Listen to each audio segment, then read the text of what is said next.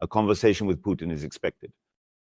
And if a one-on-one meeting between Trump and Putin, which may follow this phone conversation, does take place, well, first of all, there is no guarantee that Trump won't happily betray Ukraine and humanity.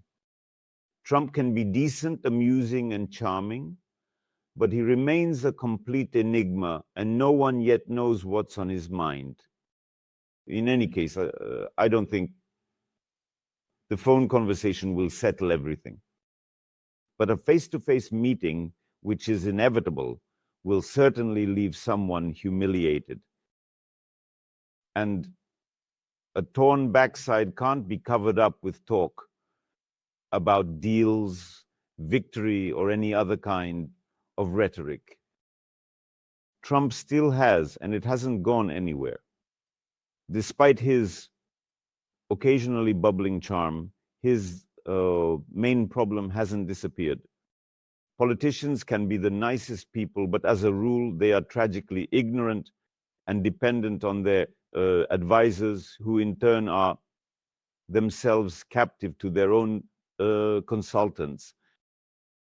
And you can be absolutely certain that Trump has no idea what kind of abyss of malice, despair, and sadism he will have to look into when he meets Putin's gaze.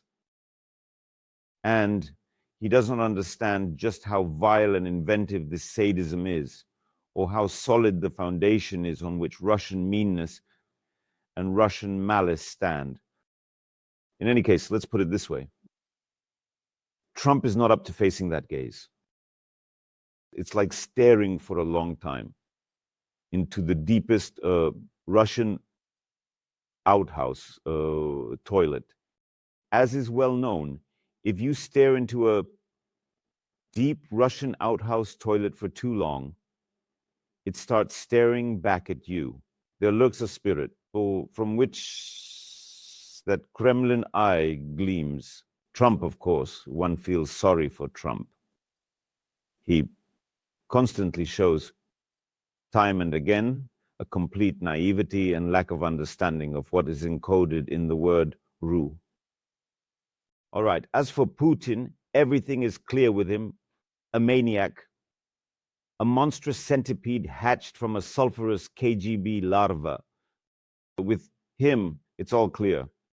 But even just looking at that delegation in Istanbul, we can see how easily, how frighteningly, and how quickly the so-called people turn into ghouls. All right, that's all. So what I'm saying is that in principle, there is no real reason to worry. It all just depends on whether humanity will be willing to pay the price required to solve the Russian problem. It can be solved